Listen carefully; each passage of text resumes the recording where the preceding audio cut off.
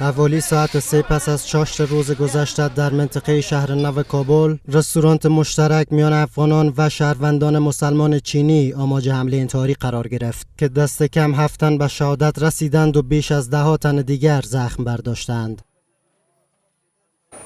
اینجا شهر نو کابل است، جایی که دیروز حوالی ساعت 3 پس از چاشت فرد مهاجم خودش را به داخل این رستوران مشترک افغانان و مسلمانان چینی میرسانه و دقیقاً اینجا خود گارد حضور داشته. گارد این رستوران که مهاجم وقتی خودش را اینجا میرسانه خودش را انتحار میکنه و گارد به شهادت میرسه و همچنان این نشانهای از حمله دیروز این مهاجم هست که خیلی به خسارت کشیده این رستوران را.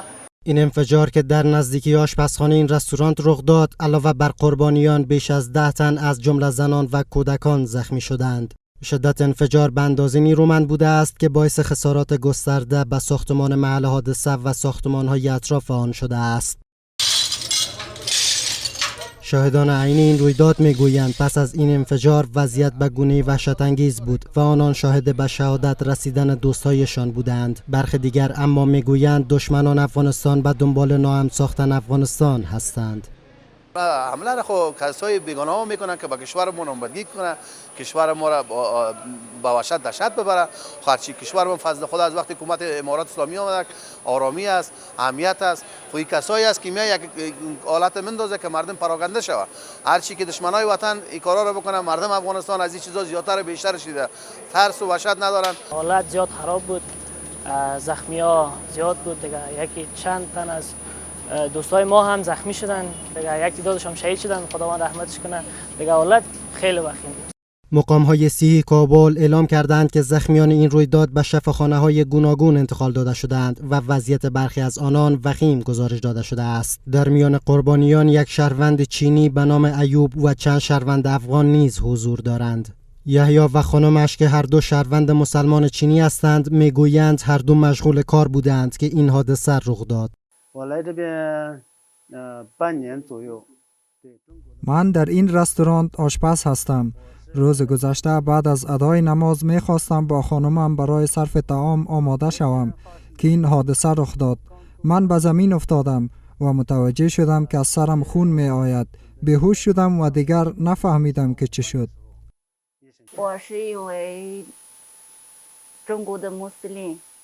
من یک شهروند چین هستم. ما مسلمان هستیم و برای کار اینجا آمده ایم. ساعتهای پس از این رویداد گروه داعش خراسان با انتشار بیانیه مسئولیت حمله را بر عهده گرفت و اعلام کرد که این حمله به گونه انتحاری و هدفمند انجام شده است. مقام‌های امنیتی امارت اسلامی اما گفتند تحقیقات برای روشن شدن جزئیات بیشتر این حادثه ادامه دارد. من از حکومت افغانستان میخواهم این رویداد را به گونه جدی بررسی کند و عاملان این رویداد را به سزای اعمالشان برساند. تا کنون چین و پاکستان این حمله را محکوم کردند و اما این در حالی است که نیروهای رژیم نظامی پاکستان روز گذشته با نیروهای امارت اسلامی در ولسوالی معروف کندهار با هم درگیر شدند. در همین حال اما بیجینگ ضمن تاکید بر حمایت از تلاش‌های مشترک افغانستان و کشورهای منطقه در مبارزه با هراس افغانی از امارت اسلامی خواسته است تا این رویداد را بررسی کند. اینجا هم رستوران چینیا بخش آشپزخانه‌اش هست و متاسفانه ما شاهد ازی بودیم که داعش با این کار خود شهروندان مسلمان چینی و افغان ما را آماج حمله قرار دادند. بلال آریان، تلویزیونی 1 کابل.